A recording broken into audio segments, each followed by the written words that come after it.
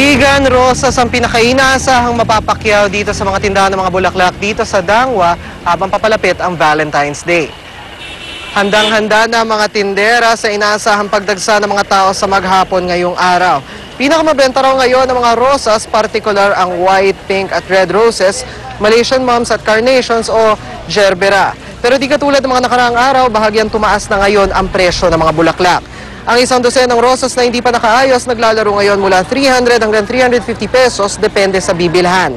Habang ang mga nakaayos ng rosas mabibili sa halagang 450 hanggang 550 pesos.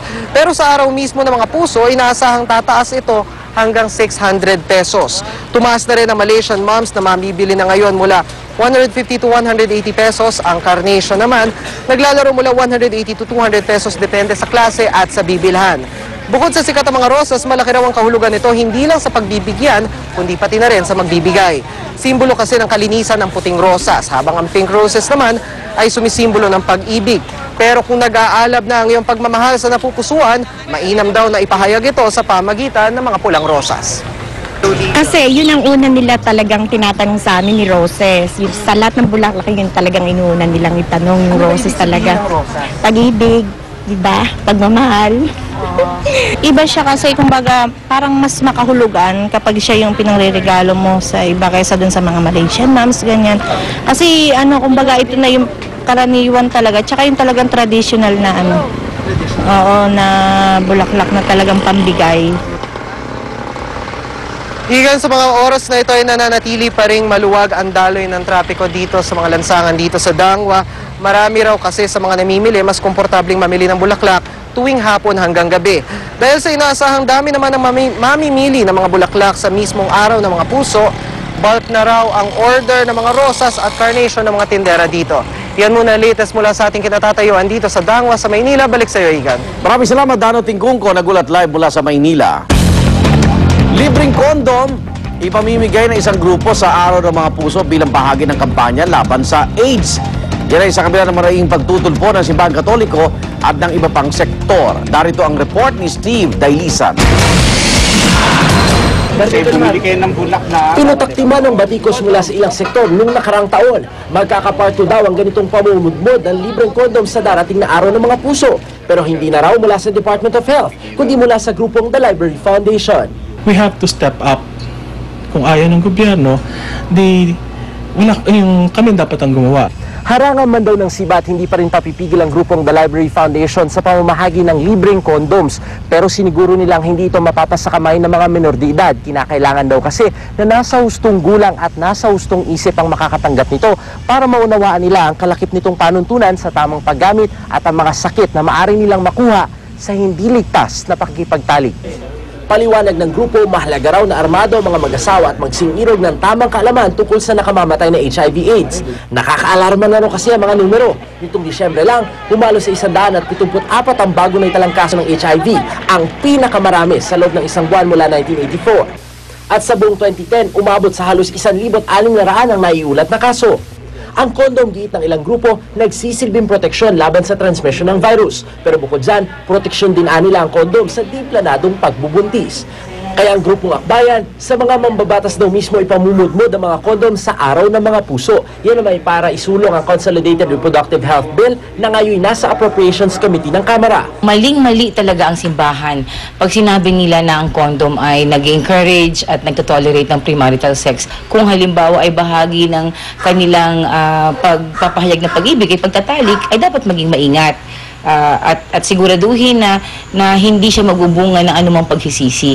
Kaya mahalaga talaga na magkaroon ng access sa family health services. Bilang simbahan na nagsasabi na yung mga artificial na kagamitang ito ay immoral na.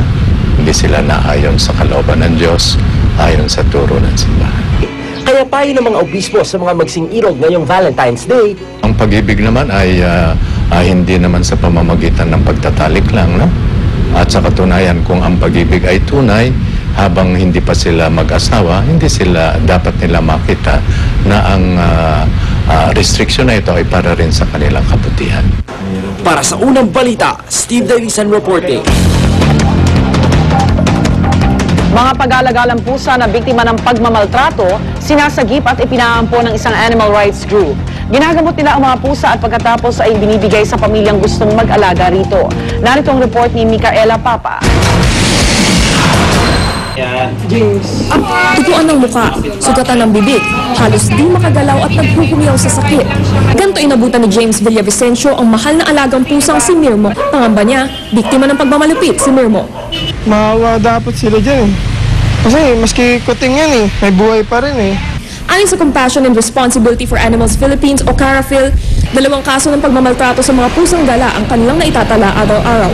Kaya naman naging misyon na nila ang pagsagip at pag-rehabilitate sa mga puspin at pagpapaampon sa nagmamahal na pamilya. We have Saturday, February 19 at 4 o'clock sa Greenbelt 5. We'll have a cat adoption. Starting next month, March, we will try to see kung pwede namin dalhin yung mga vets sa mga barangay areas para mag-set up ng portable clinics. Hindi animal shelter ang CARA, kaya naman kadalasan ay sa bahay na mismo ng volunteers ginagamot ang mga pusa. Isa si Slim sa pusang sinagip ng CARA. Sa lusog at sigla, di mo iisiping malakalansay lang siya nang matagpuan noon sa likod ng isang restaurant sa Taguig. Lapnos ang balat matapos buhusan ng kumukulong tubig. Ayon sa CARA, tila mas mababa ang tingin sa mga puspin o pusang Pinoy kumpara sa mga aspin.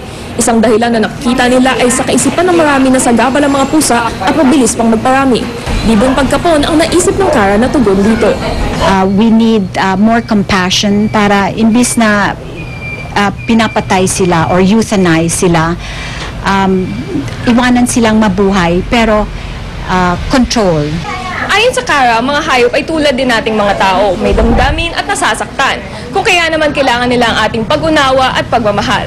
Para sa impormasyon sa adoption at iba pang serbisyo ng CARA, tumawag lamang sa kanilang clinic sa 353-3381.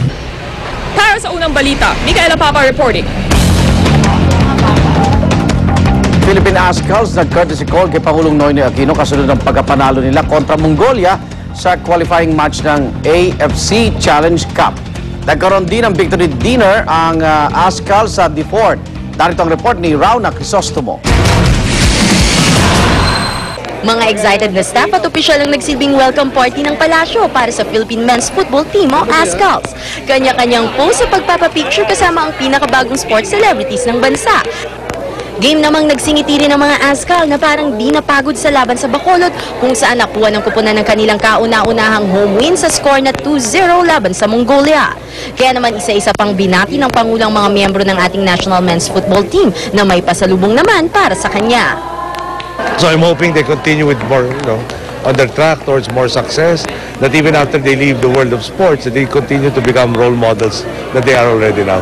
Iba rin pakiramdam kasi dati yung football sa Pilipinas hindi pa gaano kakilala. Ngayon parang iba na talaga kasi yung pagtanggap ng mga tao, yung pag-welcome sa amin sa Bacolod. I think it's easier to play in the cold than it is in the heat. So we should, and they have to score, so they'll probably take more risks. So I think we should beat them more comfortably in Mongolia than in the Philippines. Mula sa palasyo, dumiretso sa isang restaurant sa The Fort Taguig ang Ascals para sa isang victory dinner. Ayon sa kanilang coach, kakaibang lakas at galing ang pinakita ng Ascals sa Bacolod. At kapag naipagpatuloy ang ganong performance, di raw malayo ang sunod-sunod na tagumpay sa ating kupunan. So that will be seen as a test but we have to play 100% concentrated. But if we do so, I don't think that we will have a problem there. Para sa unang balita, Rauna Crisostomo reporting. Sa ibang balita, panuntunan ng Blue Ribbon Committee ng Senado, nais pa amyendahan ni Senador Joker Arroyo para maiwasan ang umanay trial by publicity. Tulad na lamang daw ng sinapit ni dating AFP Chief of Staff Angelo Reyes. Narito ang report ni Ruth Cabal. Everything, all the facts. Labis daw kinasama ng loob ni dating AFP Chief of Staff at Defense Secretary Angelo Reyes nang disahin siya bilang resource person sa pagdinig ng Senado kaugnay sa kaso ni dating AFP Controller Carlos Garcia. Ito nga ang nag-udyok sa dating kalihim na maghain ng reklamo laban kay Senator Jinggoy Estrada at sa testigo niyang si retired Lieutenant Colonel George Rabusa. Minsan na rin sinabi ni Reyes na nasa